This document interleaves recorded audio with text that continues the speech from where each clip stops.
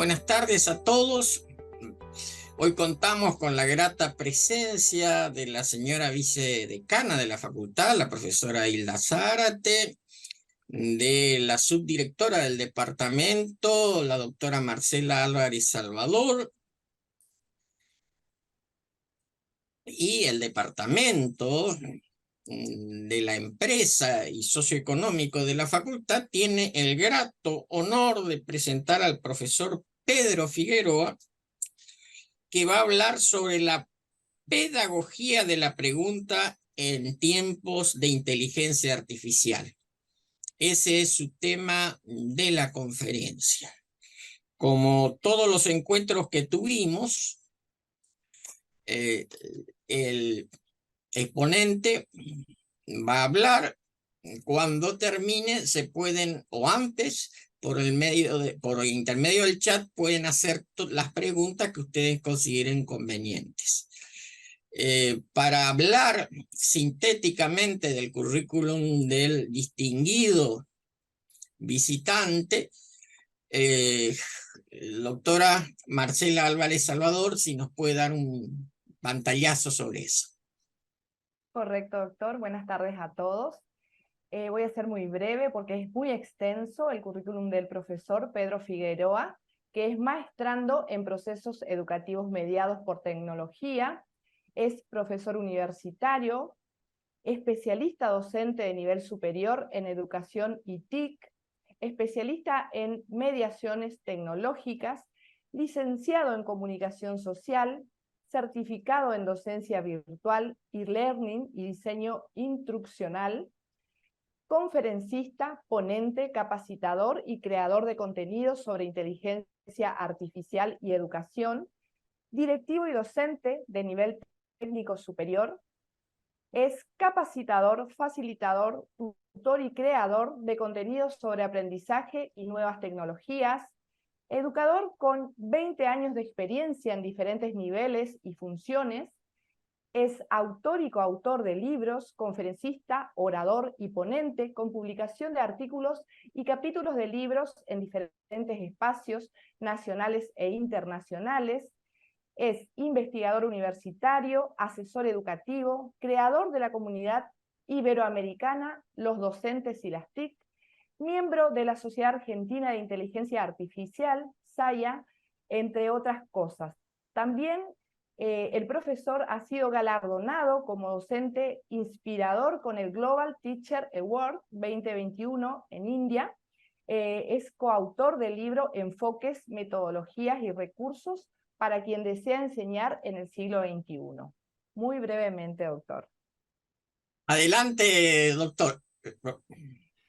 Muchísimas gracias. ¿Qué tal? Muy buenas tardes. Un gran placer estar en este espacio. Muchísimas gracias, profesora Hilda, por el contacto y un gusto tener esta invitación desde lo profesional y también, bueno, la cercanía que hemos estado en este tiempo también, así que muy agradecido. Doctor Rodríguez, también muy agradecido también por la presentación, por la posibilidad de compartir este espacio. Un gran gusto, profesora Marcela también, y a todo el equipo de la universidad y de las unidades académicas que están participando también. Un gran gusto. Como habrán notado, estoy desde Córdoba, desde una localidad que se llama Río Tercero, a 100 kilómetros de la capital, y es un verdadero placer compartir este espacio y fundamentalmente poder intercambiar estos minutos en relación a una temática que lo conversábamos al inicio antes de empezar, nos interpela permanentemente, está en constante cambio, en constante evolución, y un paso fundamental es comprender, analizar de qué se trata, experimentar en cierta manera y desde ahí empezar a proyectar, ¿no? Y utilizamos esta imagen de la pedagogía de la pregunta, que lo vamos a estar desandando, no porque va a ser una conferencia desde la pedagogía como ciencia, ¿no? Sino desde nuestra tarea de enseñar y nuestras propuestas de aprendizaje también. Así que desde ese punto y desde esa dinámica es que venimos a compartir este momento. Empiezo a compartir ya allí la pantalla. Como bien indicaban, la posibilidad de que mientras está la exposición pueden dejar sus mensajes en el chat, y también igualmente en las preguntas, o una vez que podamos hacer el intercambio también abrir el micrófono, ¿por qué no? Y realizar algunas consultas o algunas intervenciones, que sin duda es lo más rico de estos espacios y de estas propuestas también. La pedagogía de la pregunta en tiempos de inteligencia artificial, y lo primero para decir es una aclaración que me parece esencial. No hay recetas, no hay fórmulas mágicas, no hay únicos modos de hacer o de pensar esta temática, sino que desde el aporte que podamos hacer desde la teoría y desde la experiencia, más inevitablemente las prácticas que cada uno y cada una de nosotros tengamos en nuestro recorrido académico, todo ello se pone en juego cuando pensamos estas cuestiones vinculadas a la inteligencia artificial. Y lo segundo es que la mirada va a ser pedagógica antes que tecnológica, o en realidad lo tecnológico al servicio de lo pedagógico, al servicio de cómo enseñar y cómo proponer el aprendizaje para nuestros estudiantes. Y lo tercero, teniendo en cuenta nuestro rol central como ámbitos de nivel superior, como ámbitos universitarios, en la formación de profesionales que estén de acuerdo a los signos y a los momentos y a los tiempos que van transcurriendo. Formar profesionales de acuerdo a cada uno de los contextos.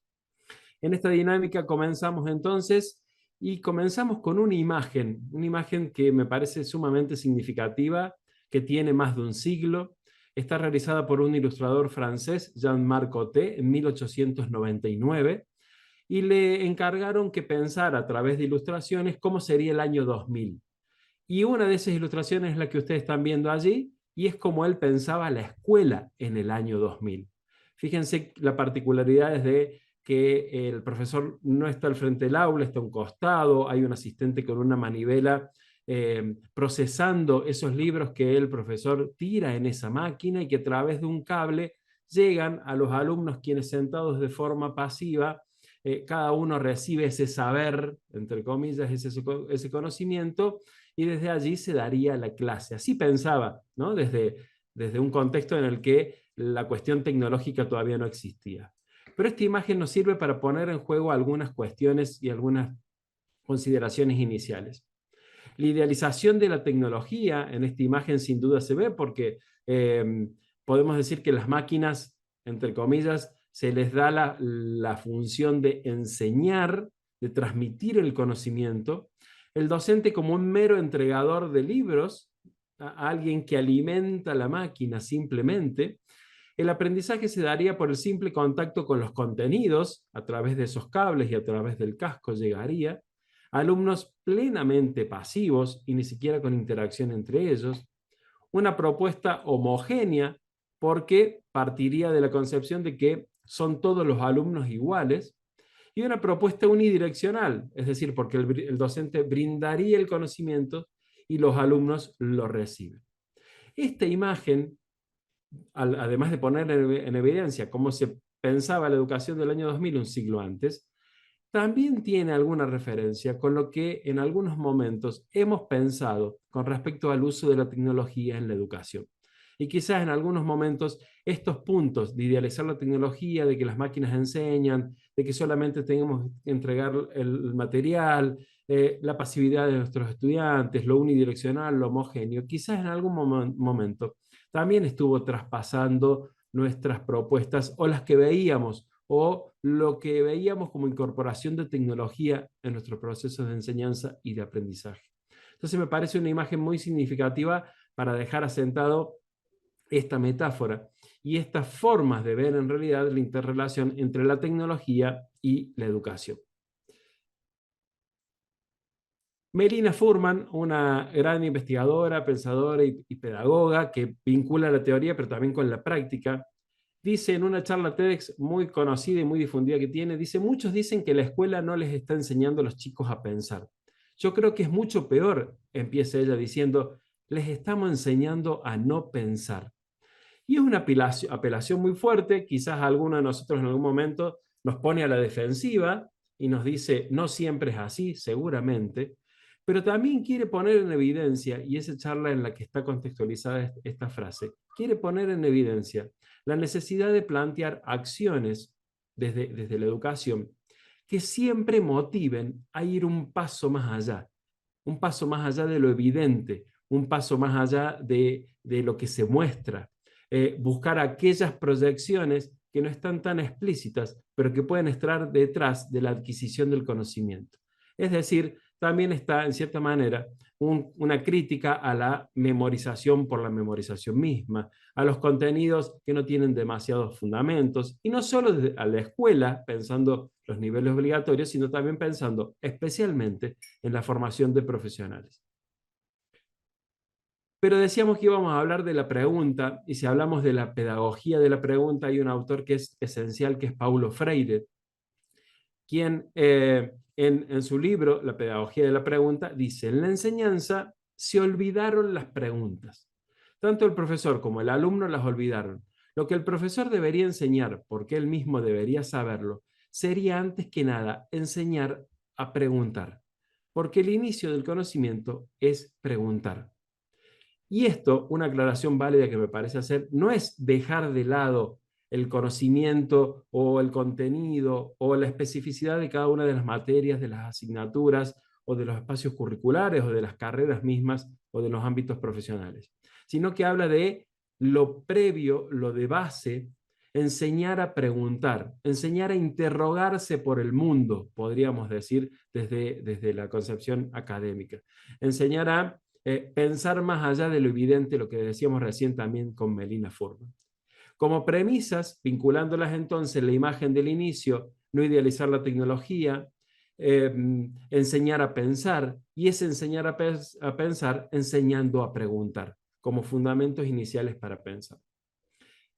Porque partimos de la concepción de que la pregunta es el origen del conocimiento. Nos vayamos a algunos filósofos, pienso, luego existo, solo sé que no sé nada, y ahí entramos en Sócrates, quien, como filósofo griego, propuso el método mayéutico dialéctico para hacer surgir el conocimiento de la propia mente del interlocutor, mediante preguntas irónicas y críticas que lo llevaban a cuestionar sus creencias y a descubrir la verdad por sí mismo. Muchos siglos después, Paulo Freire, y específicamente en la educación, fue un pedagogo brasileño, y en diálogo con el educador chileno Antonio Faundes, escribió el libro Por una pedagogía de la pregunta, donde esquivan el riesgo de convertir la propuesta de una pedagogía de la pregunta en un simple juego. No se trata solo de, bueno, vamos a preguntar, como un show de preguntas y respuestas, ¿no? O un gesto superficial. Y revelan a partir de sus experiencias como educadores populares en diversos países la importancia de saber preguntar como base del proceso de enseñanza y de aprendizaje. Y esto de preguntarse en los dos casos, como el hecho de ver más allá de lo que está inmediatamente delante de nuestros ojos. Buscar aquellas preguntas que no están tan explícitas. Y con esto ya vamos viendo que no se trata, por ejemplo, de yo brindarle un material a mis alumnos, a mis estudiantes, y que puedan responder en base a ese material buscando la respuesta correcta. Desde allí, sin duda que es una actividad válida, sin duda, pero al pensar la pedagogía de la pregunta, o desde la mayéutica o desde estas propuestas, se trata de ir un poco más allá. Y en ese diálogo y en esas interacciones, algunos principios pensando en ambos aportes. Pensando en la mayéutica, que es el arte de dar a luz, ¿no? Sería como la traducción, pero de dar a luz ideas. De hecho, Sócrates se comparaba con una partera que ayuda a otros a parir conocimientos. Se basa en el diálogo a través de preguntas para que el mismo interlocutor reflexione y encuentre la verdad por sí mismo. Sócrates parte de la ignorancia y mediante preguntas llega al conocimiento innato de la persona basado en la razón. Pretende cuestionar certezas y provocar la duda para motivar el pensamiento crítico del interlocutor. Las preguntas buscan contradictoriamente que el interlocutor examine sus propias creencias y sus propios valores. No impone verdades, solo hace preguntas para guiar el pensamiento del interlocutor hacia una conclusión lógica. Y el método socrático enseña que nadie puede enseñar a otra persona, solo se puede ayudar a descubrir el conocimiento que ya tiene adentro, hacer evidente ese conocimiento. Complementado con lo que planteaba Paulo Freire, muchos siglos después, lo volvemos a decir, con esta pedagogía de la pregunta, que dice que la educación debe basarse en el diálogo y no en la transmisión unidireccional de conocimientos. El educador hace las preguntas y provoca la reflexión crítica del educando. Las preguntas deben partir de la realidad y experiencia de los educandos para que sean significativas, deben buscar la problematización de esa realidad. El educador no debe imponer verdades, sino guiar con las preguntas el proceso de los educandos para que construyan su propio conocimiento. Las preguntas deben fomentar la conciencia crítica sobre la realidad social, política y económica que oprime, en palabras de Freire, a los educandos. El rol del educador es plantear problemas, cuestionando la realidad para motivar la reflexión del educando, no dar las respuestas. La pedagogía de la pregunta busca la liberación mediante el diálogo problematizador y la reflexión crítica. Y finalmente, el proceso educativo debe estar centrado en el educando, en sus saberes previos, en su contexto sociocultural. El educador es mediador de ese proceso. Es decir, es la complejidad de la pregunta para complejizar el conocimiento. Un poco traduciendo ambas perspectivas. Entonces, aprovechando la inteligencia artificial, que ya la vamos a ver más en detalle, proponemos un diálogo entre Sócrates y Paulo Freire. Un diálogo imposible, por eso entre comillas, realizado con herramientas de inteligencia artificial, y que ambos, supongamos, se encuentran en algún momento y comparten esto que veíamos recién, teóricamente, que están en sus bibliografías y en sus aportes. Si ambos se encontraran, podrían decir algo similar a lo que sigue. Hola Paulo Freire. He oído hablar de tu método de enseñanza basado en el diálogo y la problematización. ¿Qué es lo que buscas con esta pedagogía de la pregunta? Olá, Sócrates. Me honra conversar contigo, pois eres o maestro de la maêutica, eu arte de hacer nascer o conhecimento mediante perguntas. Mi pedagogia de la pregunta busca liberar a los oprimidos de la alienación y la dominación, mediante o desarrollo de su conciencia crítica y su capacidad de transformar la realidad. ¿Y cómo logras eso con las preguntas? Las preguntas são o motor do aprendizagem, pois generam curiosidade, dúvida, reflexão e ação. Las preguntas não são neutrales, sino que partem de uma visão de mundo y uma intenção educativa. Las preguntas devem ser relevantes para los educandos, es decir, que partam de suas experiências, interesses y necessidades. Las preguntas devem ser desafiantes, es decir, que questionem las certezas, los prejuízos y las ideologias. Las preguntas devem ser dialógicas, es decir, que promuevam o intercâmbio de ideias, o respeto à la diversidade y la construcción colectiva del conocimiento. Me parece que tu pedagogía de la pregunta tiene mucho en común con mi mayéutica. Ambas buscan despertar el pensamiento crítico y la autonomía de los educandos.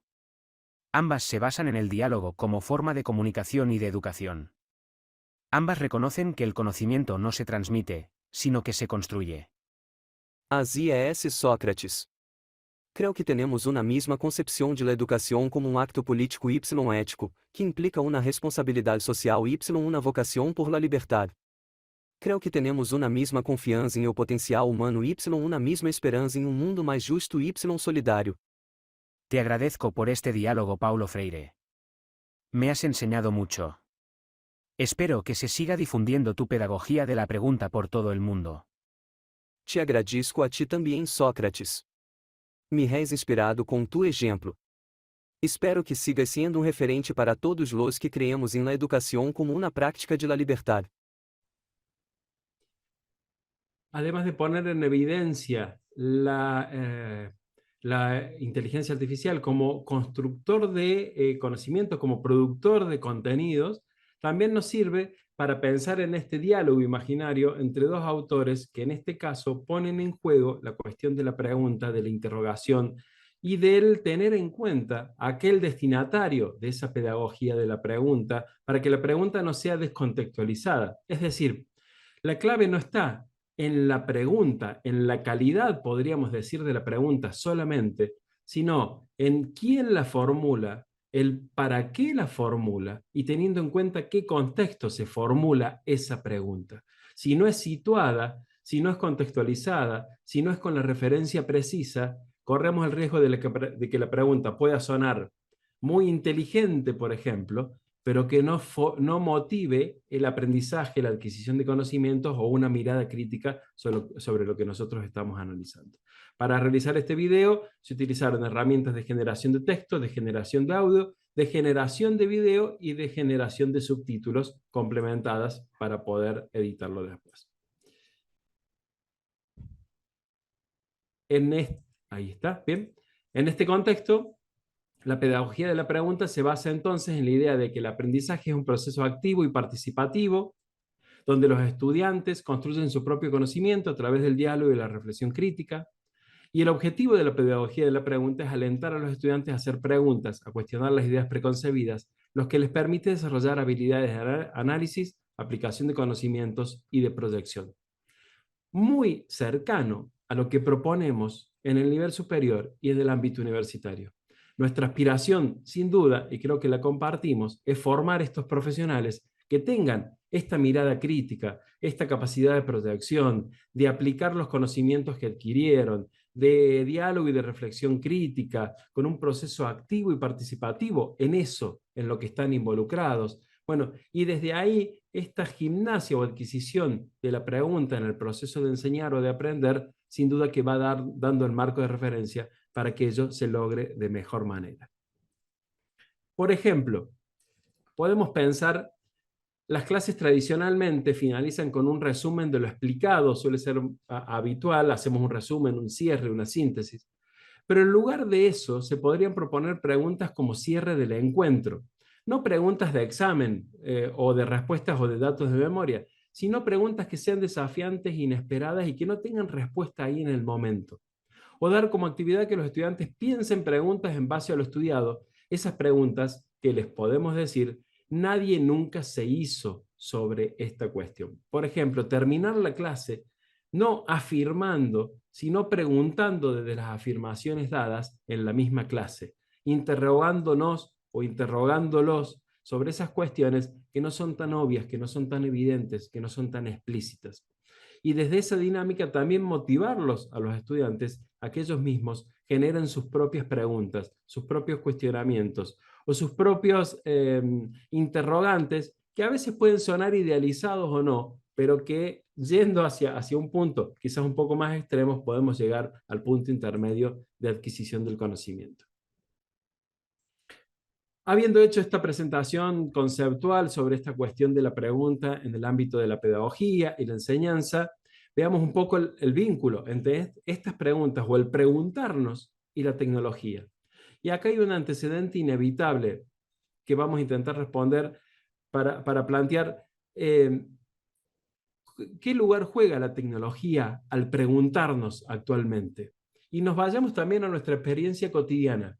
Si yo ahora les dijera, bueno, tengo una pregunta que no tiene respuesta. Por ejemplo, ¿cuánto demoro en llegar de un punto al otro? O ¿cuál es el mejor medicamento para tal situación? O ¿cuál es tal dato, tal antecedente? Lo que muchos haríamos automáticamente en este momento es agarrar nuestro teléfono, nuestra computadora, abrir Google y preguntarle, ¿sí?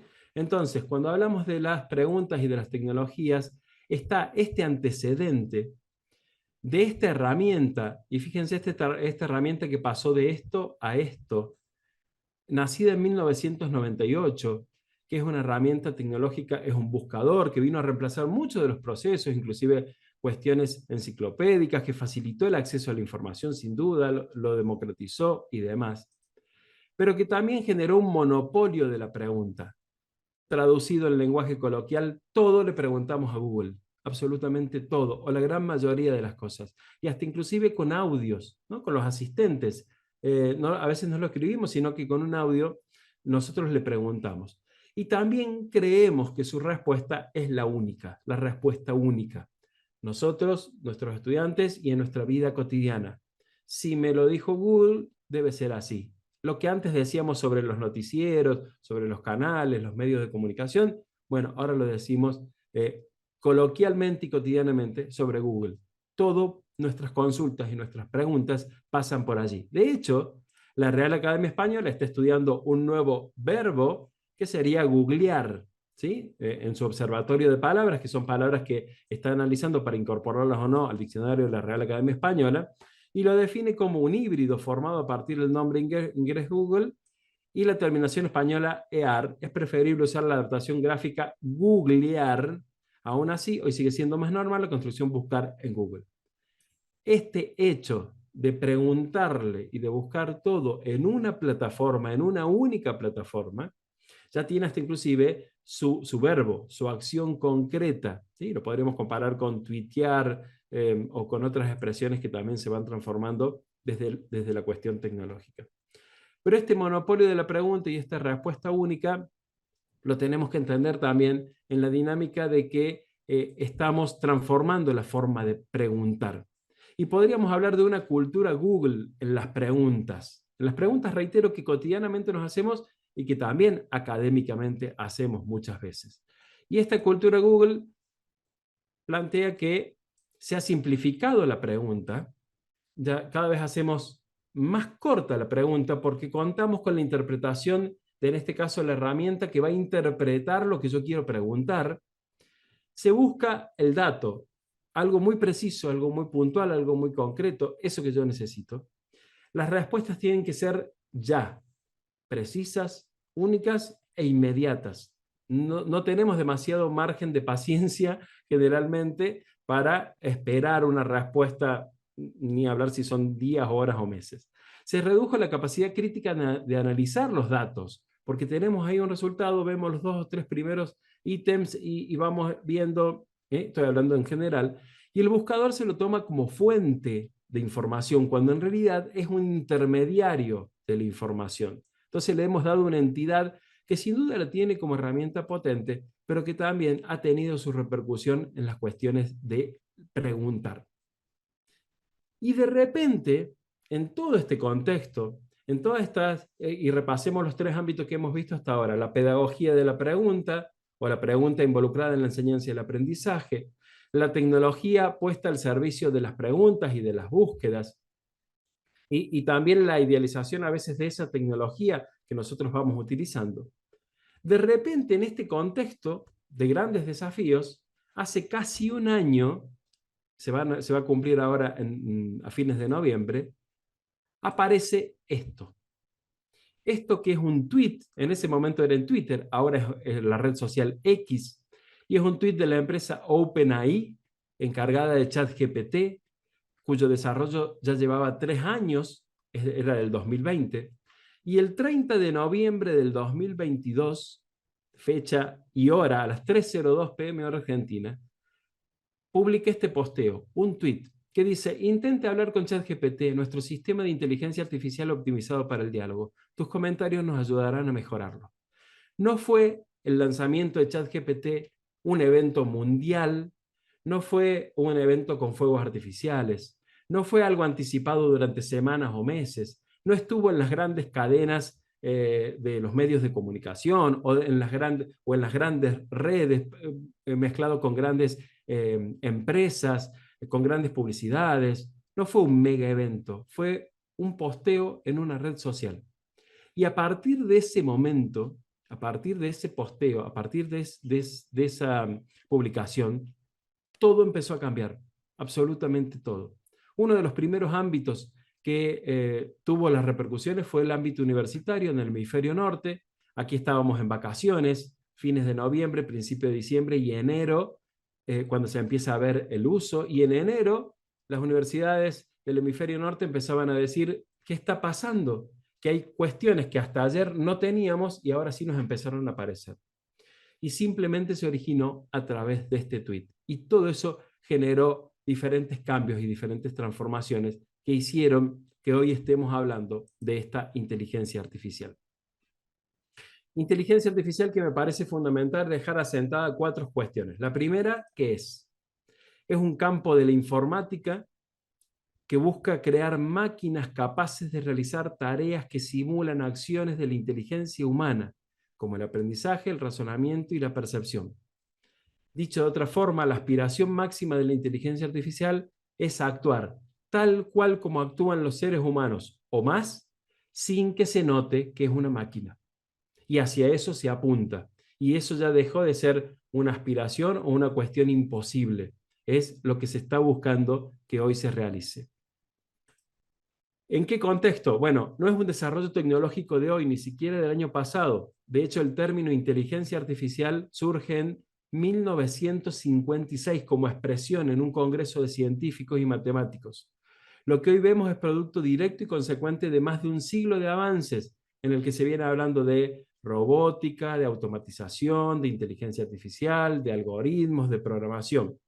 Ya hubo antecedentes disruptivos que quizás no dimensionamos en la justa medida, como por ejemplo que una máquina le haya ganado hace unos 10 años atrás a un campeón de ajedrez en tiempo real, que otra máquina haya ganado un programa de preguntas y respuestas en vivo a 3 concursantes que habían salido campeones, como los autos que se manejan solos, es decir, antecedentes que ya tenemos involucradas en la inteligencia artificial que ya forma parte de nuestra vida y lo usamos cotidianamente, como por ejemplo en los GPS. Y esta IA ya no es ciencia ficción, ya no es los supersónicos que veíamos en los dibujitos animados, y no es solo una cuestión de expertos o de científicos que hasta el año pasado sí lo era. Estaba restringido su acceso a aquellos que manejaban tecnológicamente esta tecnología. A partir de ahora, todos tenemos acceso. Y sin duda, esa es una de las cuestiones de por qué hoy hablamos de la inteligencia artificial. Es una tecnología altamente sorprendente. Y se facilitó y motivó de un día para el otro el uso masivo de recursos basados en inteligencia artificial. A partir del nacimiento de ChatGPT a la consideración pública surgieron cientos, miles de recursos y la expansión en distintos ámbitos de nuestra vida y nuestras profesiones fue impresionantemente acelerada. Está transformando de manera evidente, muy acelerada y radical muchas de las dinámicas y espacios profesionales y de la vida cotidiana, aunque no lo veamos. Hay avances y proyecciones más disruptivos aún. No se trata solo de herramientas, sino de una dinámica y lógicas nuevas. Y quizás por primera vez en la historia, somos testigos de una revolución que es tecnológica, pero también integral. A la vez, somos conscientes de que está ocurriendo esta revolución y a la vez somos protagonistas de esta revolución. Quizás por primera vez en la historia se dan esos 3 elementos de manera conjunta. Y finalmente, una cuestión que me parece central. No todo es ChatGPT. De hecho, si entramos a un sitio con repositorios de herramientas de inteligencia artificial al alcance de cualquiera de nosotros, hoy podemos encontrar más de 6.000 herramientas y recursos basadas en inteligencia artificial. Entonces, reducir la IA a ChatGPT es solamente ver el árbol, pero perdernos absolutamente todo el bosque que hoy está transformando de nuestras dinámicas. Y también es perdernos la dimensión de esta lógica nueva que está traspasando todo lo que ocurre y lo que va a ocurrir.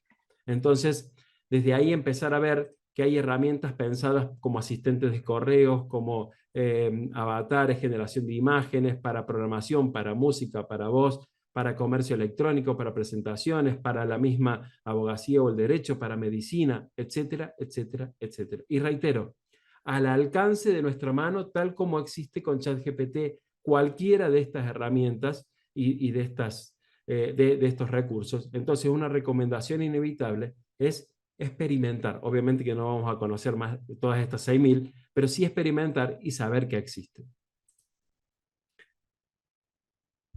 Hay algunos mitos con respecto a esta inteligencia artificial que me parece bueno ponerlos sobre la mesa.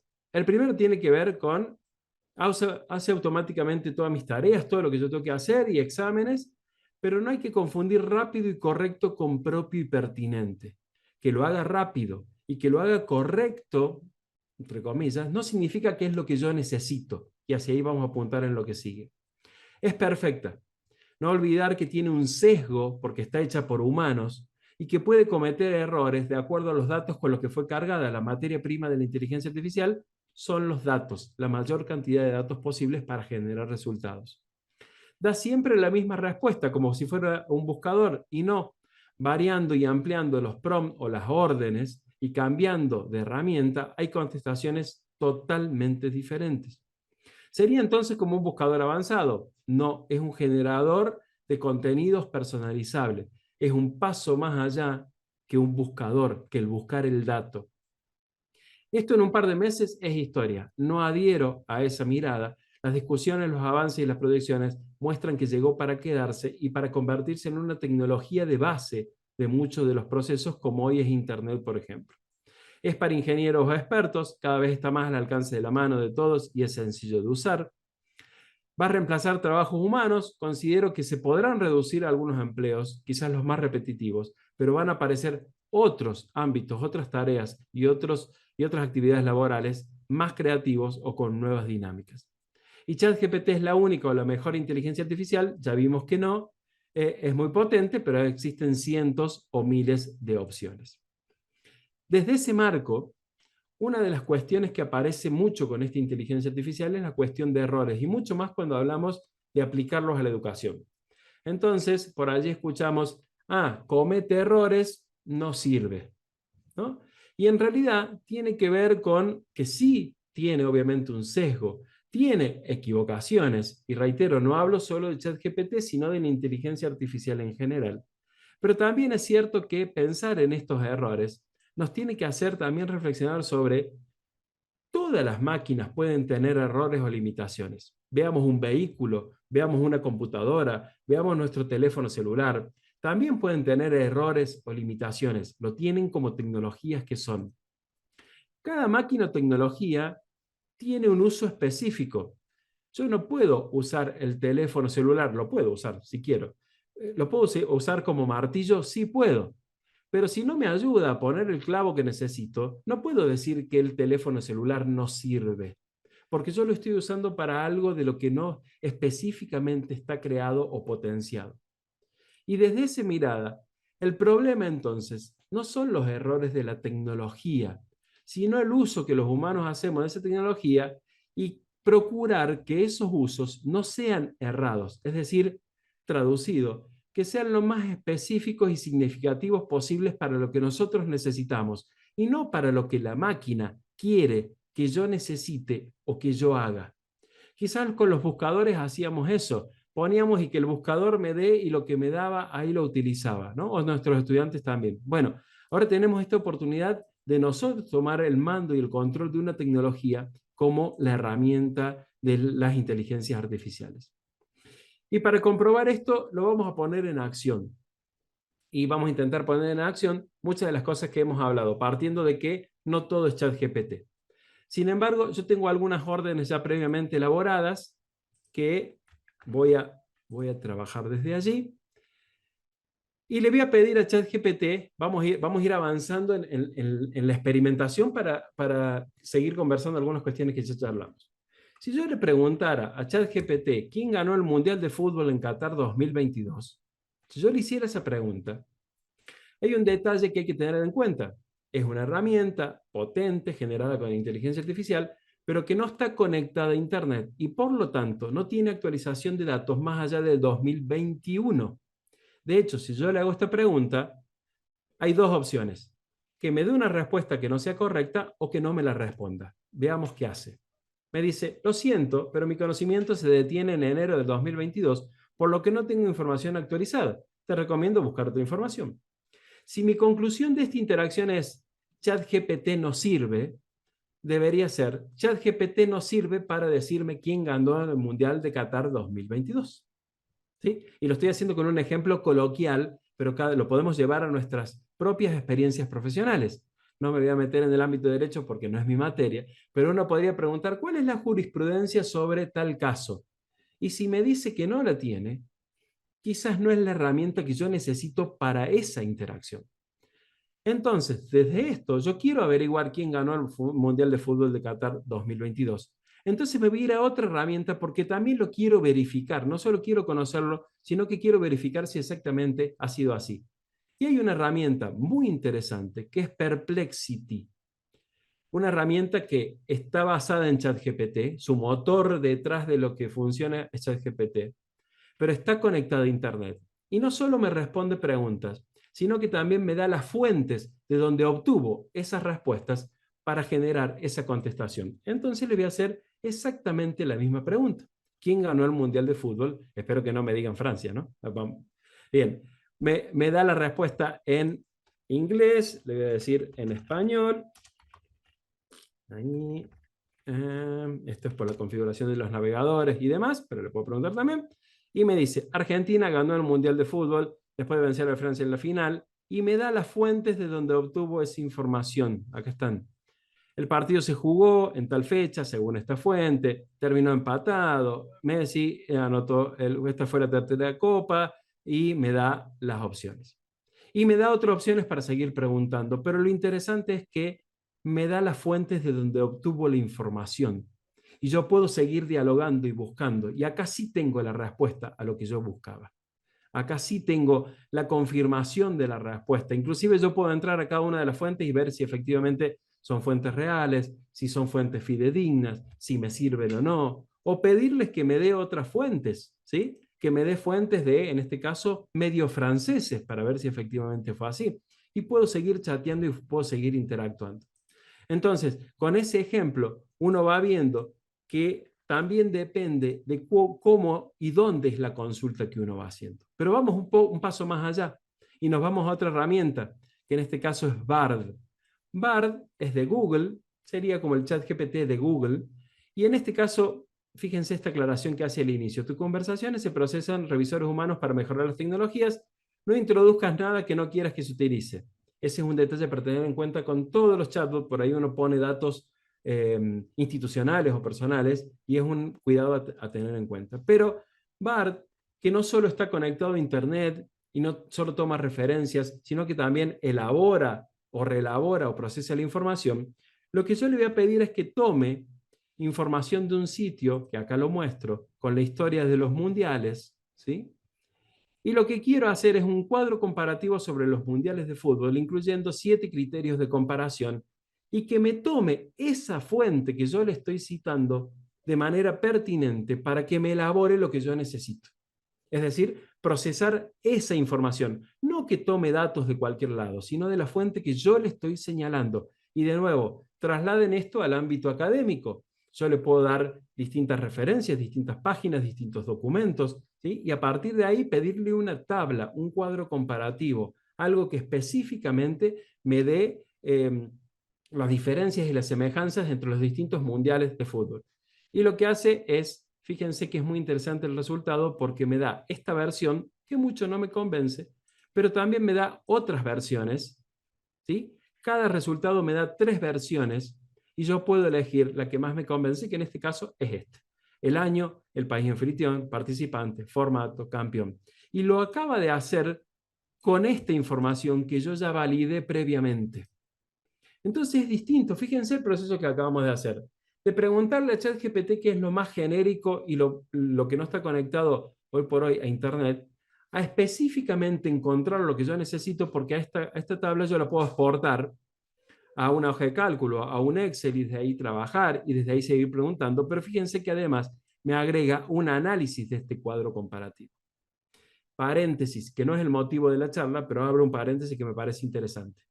Si le pedimos un cuadro comparativo a nuestros alumnos sobre un material que está en Internet, en segundos lo tienen hecho. Entonces, desde ahí también nos plantea la revisión de nuestras propuestas pedagógicas, no para ir en contra de, sino para aprovecharlas. ¿Qué puedo hacer yo con esta tabla que se generó casi automáticamente de manera perfecta y pertinente para desde acá empezar o seguir preguntando o indagando con mis alumnos? Distintas herramientas con distintas funciones. Para terminar con esta experimentación, me voy a ir a otra herramienta que es súper interesante, la recomiendo, es gratuita y que es Claude. Está hecha por ex empleados de ChatGPT, quienes dijeron, vamos a hacer un ChatGPT, pero de manera que funcione de manera mucho más ética, y la ética es otro tema también para abordar, sin duda, en la inteligencia artificial. Es decir, que daría respuestas mucho más consideradas con respecto a las consultas que uno hace, y he comprobado que la elaboración de contenido que tiene Claude es mucho más profunda y compleja que la que tiene ChatGPT o Bard, por ejemplo, a nivel de redacción y a nivel de elaboración. Fíjense, vamos a hacer 2 experimentos con la misma herramienta. Redactar un artículo sobre la educación superior en Latinoamérica. Es lo que yo necesito hacer, o lo que yo le pedí a mis alumnos. Redactar un artículo sobre la educación superior en Latinoamérica. Y lo que va a hacer es redactar un artículo, le pone un título y empieza a redactarlo. Sin embargo, lo que acaba de hacer no necesariamente es lo que yo específicamente necesito, y sigue escribiéndolo y sigue elaborándolo, sino que, y acá entramos a otra cuestión que tiene que ver con cómo preguntamos, a este artículo que acaba de redactar, yo en realidad sí, pero no tiene que ver tanto con lo que yo necesito. Entonces entramos en una dinámica que es cómo preguntarle. Y cómo preguntarle específicamente a la inteligencia artificial. Y fíjense, la orden anterior tenía un renglón. Fíjense esta orden que le voy a pedir lo mismo, pero de manera mucho más contextualizada. Redactar un artículo sobre la educación superior en Latinoamérica, sí, pero con la extensión, con el formato académico, con el tono argumentativo y reflexivo, en formato de párrafos sin ítems, y teniendo en cuenta este título, en la introducción poner esto, en el desarrollo poner esto, en la conclusión poner esto, y cerrar con una visión esperanzadora. Esto es lo que yo necesito, no lo anterior. Lo anterior es correcto, pero no es pertinente a lo que yo estaba buscando. Entonces, cuando yo le pido esta orden, empieza a elaborar algo mucho más preciso a lo que yo estoy necesitando y a lo que yo puedo seguir reelaborando. Entonces no es mágico y es el punto de partida para lo que nosotros queremos hacer y lo que nosotros queremos generar, ¿sí? Entonces acá me empieza a hablar, inclusive yo le puedo preguntar, bueno, el segundo párrafo, reelaborarlo, incluir acá en Claude también puedo yo agregar archivos, entonces decirle que teniendo en cuenta tal documento, redactar tal cosa, ¿sí? Entonces me reelabora distinto. Y lo otro es que tanto este artículo primero como este segundo no está en ningún lado de esa manera. Y ahí también nos plantea un desafío a nosotros los docentes. Me voy a un último ejemplo que no tiene que ver exactamente con el texto, pero sí con las imágenes. Y hay generadores de imágenes, así como hay generadores de videos o generadores de presentaciones o de mapas conceptuales. Y yo lo que necesito es que me elabore una especie de retrato sobre mujeres de los distintos continentes, ¿no? Entonces yo le podría poner mujeres de diferentes continentes. Pero distinto es, si yo le pido capturar la diversidad y unidad de un retrato realista en conjunto de 5 mujeres de diferentes continentes, requiere cuidadosa iluminación, composición y dirección de modelos, la elección de vestimenta y fondo que reflejen su herencia cultural, junto con la postproducción sutil, resaltará su belleza natural mientras celebra la diversidad cultural. Una orden completa y hasta poética, podríamos decir, ¿no? Porque yo necesito una imagen que refleje eso que yo necesito que refleje. Entonces la inteligencia artificial está pensada para que interprete eso que yo le estoy diciendo. Si yo pusiera eso en un buscador, no me genera estas imágenes, ¿sí? Y fíjense la imagen que se acaba de generar, no las buscó, las generó. No existen en ningún lado estas imágenes. Y no podemos decir que no refleja lo que yo acabo de pedir. Fíjense estas imágenes, ¿sí? Sin duda podemos buscar otra generación. Le ha puesto una cámara fotográfica a la imagen, quizás de la interpretación que ha hecho, ¿sí? Algunas más similares, otras más diferentes, pero parecen fotografías inclusive. Y todo parte de la orden que yo le voy dando a la inteligencia artificial. Entonces, hemos puesto a prueba. Fíjense, de una orden que ChatGPT no me respondió, no nos resignamos y la fuimos complejizando a lo largo de este recorrido. Para finalizar, entonces, es fundamental plantear buenas preguntas que orienten el proceso de uso, de diseño y desarrollo y evaluación de los sistemas de inteligencia artificial. Una buena pregunta en IA debe ser clara, relevante, factible y obviamente ética y respetuosa. ¿Cómo elaborar estas órdenes o estos prompts? Bueno, acá hay algunas cuestiones para tener en cuenta en la estructura. Decirle qué longitud queremos, con qué formato, de qué nivel o de qué nivel académico, por ejemplo, con qué estilo, qué preguntas tiene que responder, con qué contexto, y ahí pueden ser archivos, enlaces y demás. Ser claros y hasta inclusive decirle en qué idioma queremos que lo realice, ¿sí? Español u otro idioma, o en español y en otro idioma, el mismo texto que nosotros vamos haciendo. Entonces, pensar la estructura de los prompts no es menor, y vimos que con un prompt de una línea no me da el mismo resultado que en un prompt mucho más elaborado. Y ahí es donde le hemos dedicado el tiempo, al prompt, a la pregunta, a cómo interactuar con esta inteligencia artificial.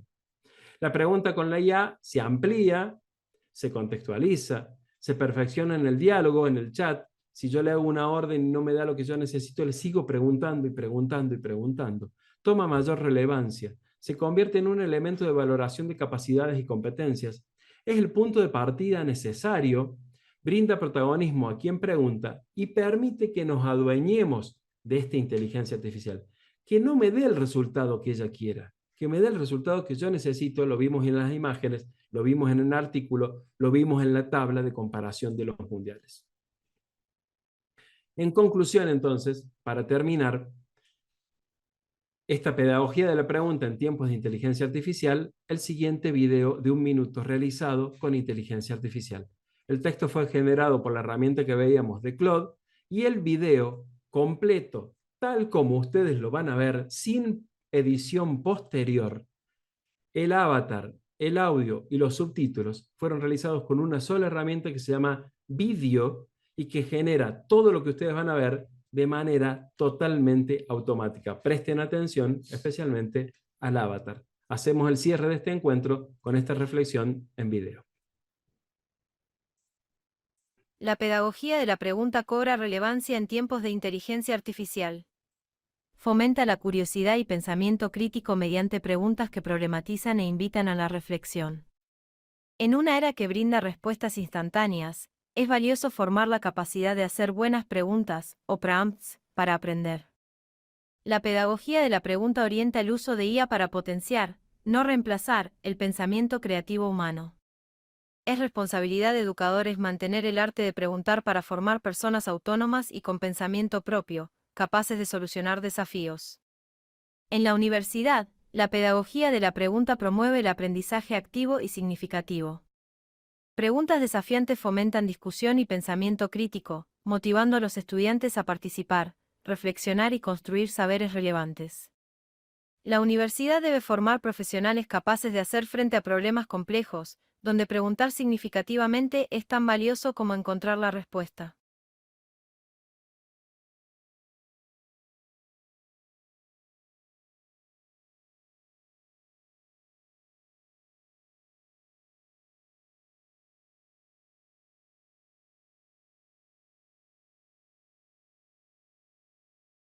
Doctor. Ahí está, perdón, gracias. Entonces, esta pedagogía de la pregunta, o la pregunta en sí, nos desafía a pensar una tecnología tan disruptiva como la inteligencia artificial, desde él motivar el pensamiento crítico, la reflexión, el análisis, la experimentación, pero no para reemplazar esas capacidades humanas desde esta herramienta, sino fundamentalmente para potenciarlas. La pregunta, la orden, el adueñarnos de la herramienta es fundamental desde los criterios y desde el formato que nosotros establezcamos para que el resultado sea el punto de partida para potenciar nuestros conocimientos, nuestra experimentación y nuestro desarrollo profesional y laboral. Agradeciendo enormemente la invitación nuevamente, cerramos con esta frase con Melina Furman que pensábamos recién. Encuentro siempre un balance inclinado, decía ella, hacia las preguntas que llamamos fácticas, que son preguntas que los alumnos pueden responder con un dato, con un hecho o una definición, que puedo aprenderme de memoria y olvidarme el día siguiente. Pero hay que transformar las preguntas fácticas en preguntas para pensar, porque es una de las maneras de innovar en la práctica real. Las preguntas para pensar son situaciones contextualizadas, casos o historias que pueden ser ficticias o de la vida real, donde ese conocimiento no se tiene que declarar o decir solamente, sino que se tiene que usar para resolver o explicar algo, para abordar un desafío. Y en esa línea de pensar preguntas para pensar, la inteligencia artificial es una enorme aliada. Muchísimas gracias y quedo a entera disposición para lo que decida. Doctora Marcela Álvarez Salvador, ¿tenemos alguna pregunta en el chat? Ahí le digo, doctor.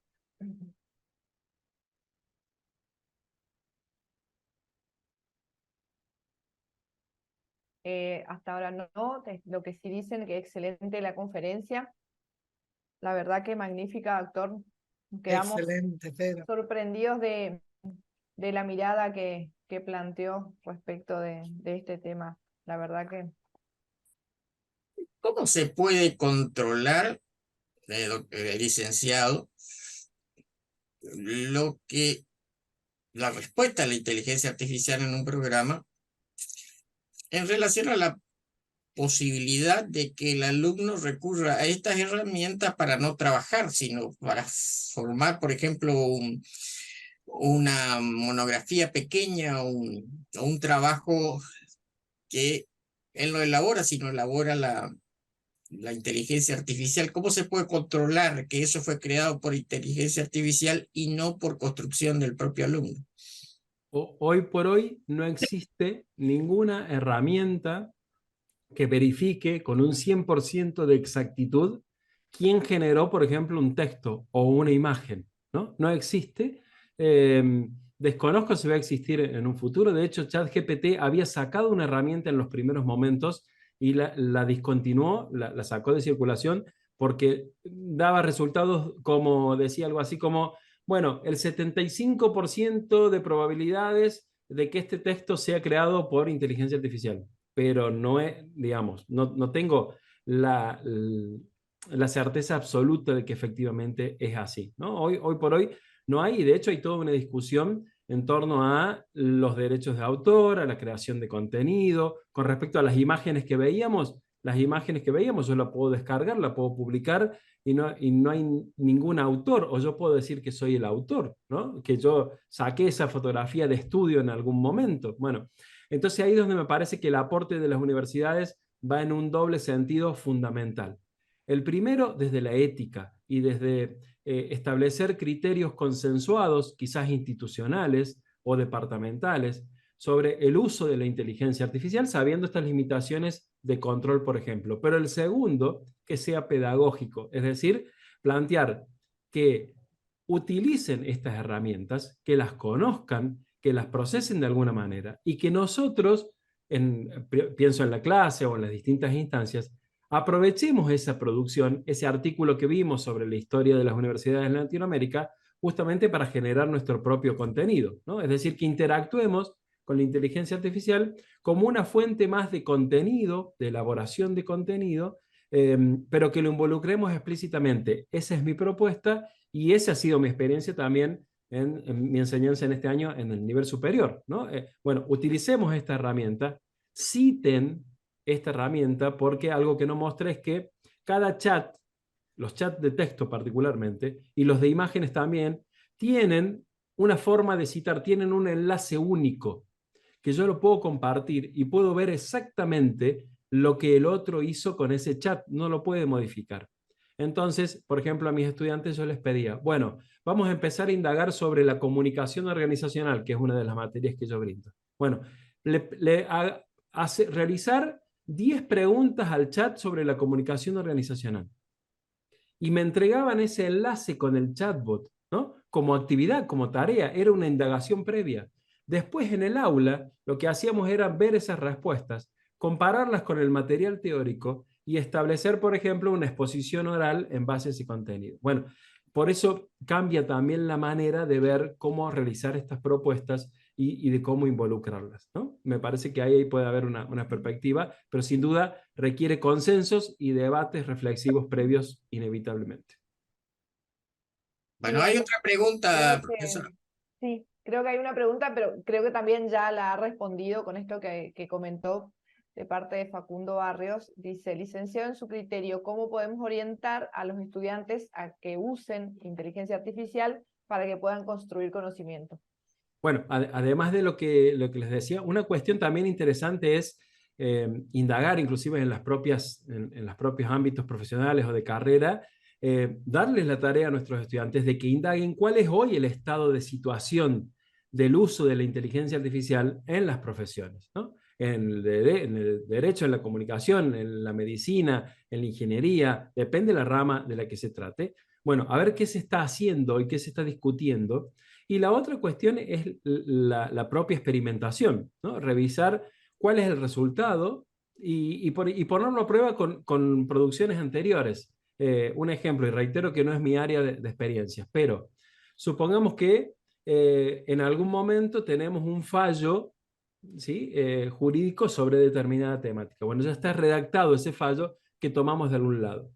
Y ese fallo tomó referencias del caso, de las evidencias, de la bibliografía y demás. Bueno, reconstruir ese fallo, es decir, elaborar un nuevo fallo con los mismos materiales, pero utilizando la inteligencia artificial, a ver cuál es la diferencia o la similitud de construcción entre lo que ya está hecho por un humano en algún momento y lo que la inteligencia artificial puede hacer, porque no es descabellado pensar que, por ejemplo, en una profesión como la abogacía, utilicemos la inteligencia artificial no para que nos haga nuestra tarea, sino para potenciar nuestra tarea. Es decir, yo tengo todos estos elementos contextuales para redactar el fallo, se los brindo a la inteligencia artificial, redacta el fallo, yo luego lo controlo, lo corrijo, lo reelaboro, lo potencio, y eso no solo significó un ahorro de tiempo, sino también un poder contextualizar el uso de la inteligencia artificial en mi profesión. Bueno,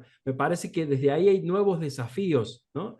No podemos poner el círculo en un cuadrado. Bueno, nos han cambiado las condiciones de juego desde lo tecnológico y eso nos desafía inevitablemente a revisar las formas en las que enseñamos y en las que ejercemos nuestras profesiones también, y eso ya está ocurriendo. Sí, yo tuve casos de empleados de juzgado que son alumnos míos, y me decían que llegaban escritos al juzgado que evidentemente estaban hechos por inteligencia artificial y ellos los diferenciaban casi sin ningún problema, ¿no?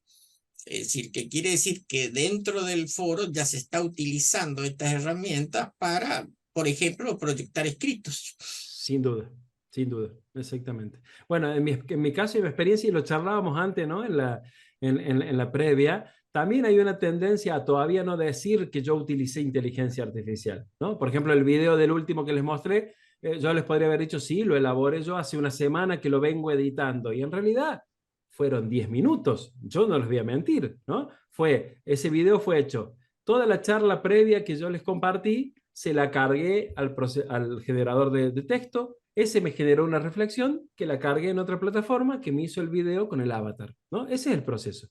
Pero no puedo decir que me hizo el trabajo, porque todo lo anterior contextualizado fue fruto de mi reflexión y lo que yo quería decir. Lo presentó de otra manera, ¿no?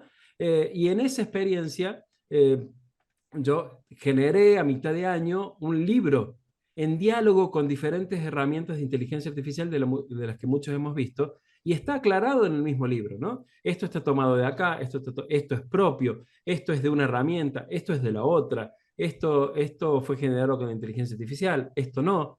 Y me parecía una manera como muy necesaria de poner en juego la interacción entre los conocimientos humanos y la potencia que tienen este tipo de herramientas, porque cuando uno las utiliza, no deja de sorprenderse también en algún punto, ¿no? Que genere la fotografía que acabamos de ver de mujeres de distintos continentes, que lo genera automáticamente, sin duda que es muy sorprendente. Bueno, entonces en algún momento, lo que usted decía, doctor, no solo identificar de cuál es la fuente o de dónde se obtiene, sino también dejarlo en evidencia.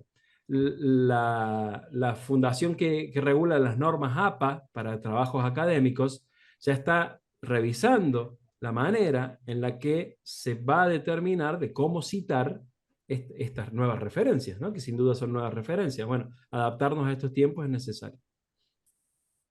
Bueno, no hay más preguntas. Yo creo que estuvo magnífico, licenciado, y espero que lo volvamos a tener lo más pronto posible, de ser posible también en forma presencial, porque creo que este tema es fundamental para las nuevas generaciones en relación a las carreras que dictamos en nuestra facultad.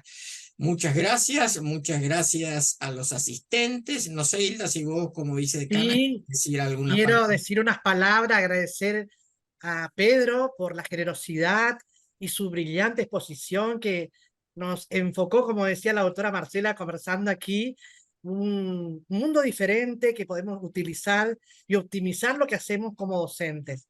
Así que bienvenido, un aporte magnífico. Muchas gracias, Pedro, en nombre de la institución, en nombre del departamento, en nombre de todos nosotros. Están presentes muchos docentes nuestros aquí y te cuento algo, Pedro.